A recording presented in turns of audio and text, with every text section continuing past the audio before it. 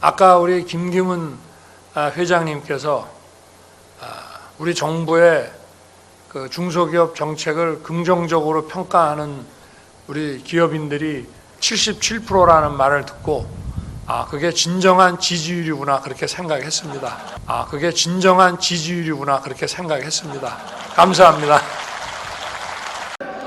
대기업 세금은 깎아주면서 서민의 담배세는 올리고 서민에게 전기요금 바가지 폭탄을 씌우면서 산업용 전기는 원가 이하에 공급합니다. 이게 나라입니까? 이런 나라 누가 고칠 수 있습니까, 여러분? 시청자 여러분 안녕하세요. 박구스TV입니다. 소영길 전 대표가 더 이상 참지를 못하고 이번 이정근의 녹취 파일에 관련된 사람들을 전부 다 고발을 했습니다. 우선 송 전 대표 측 선종문 변호사는 24일 서울중앙지검 반부패 수사 2부 검사들을 공수처에 고발했다고 밝혔습니다. 선 변호사는 직무상 비밀에 해당하는 이정근의 녹취 파일을 JTBC 기자들에게 누설한 혐의가 있다며 검찰은 확인되지 않은 피해 사실을 언론에 흘리는 여론몰이를 멈추고 적법 절차에 따라 공정한 수사를 진행하길 바란다고 밝혔습니다. 아울러 검사들은 피의자 신분으로서 공수처 수사에 성실히 협조하기를 바란다고 말했습니다. 따라서 송영길 전 대표는 이날 서울서부지법 민사합의 21부 임정엽 부장판사에게 탄원서를 제출했습니다. 재판부는 우선 이정근 전 민주당 사무부총장이 JTBC를 상대로 낸 녹취록 방송금지 가처분을 심리하고 있는 상태였습니다.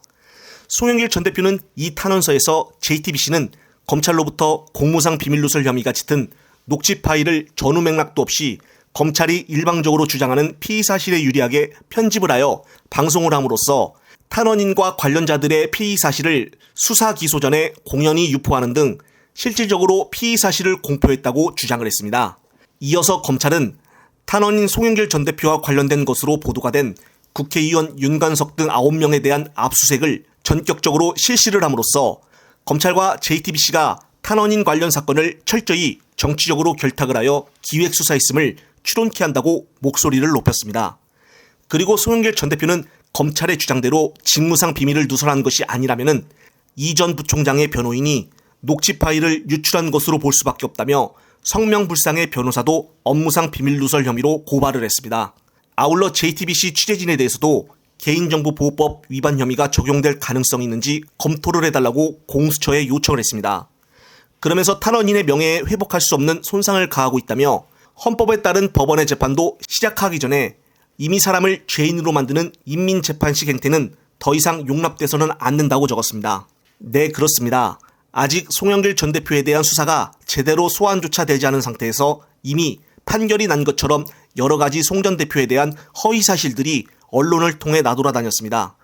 JTBC도 처음에는 이정근 녹취 파일을 계속적으로 단독이라며 보도를 했지만은 이정근 전 사무부총장이 방송금지 가처분 신청을 낸 뒤로부터는 아예 보도조차 하지 않고 있습니다. 따라서 어떻게 JTBC가 녹취록을 획득할 수 있었는지 지금 계속적으로 보도를 하지 않는 것을 보게 되면은 적법한 절차대로 얻은 것은 아니라는 것을 미리 알 수가 있는 부분입니다. 좀 더 일찍 송영길 전 대표가 법적으로 대응을 했으면 좋았을 텐데 아쉬움이 들지만은 지금과 같이 당하고만 있지 않고 맞대응하는 것은 당연하다고 여겨집니다. 영상을 보신 구독자님들은 어떤 생각이 드시나요? 이번 영상은 여기까지입니다. 시청해주셔서 감사합니다.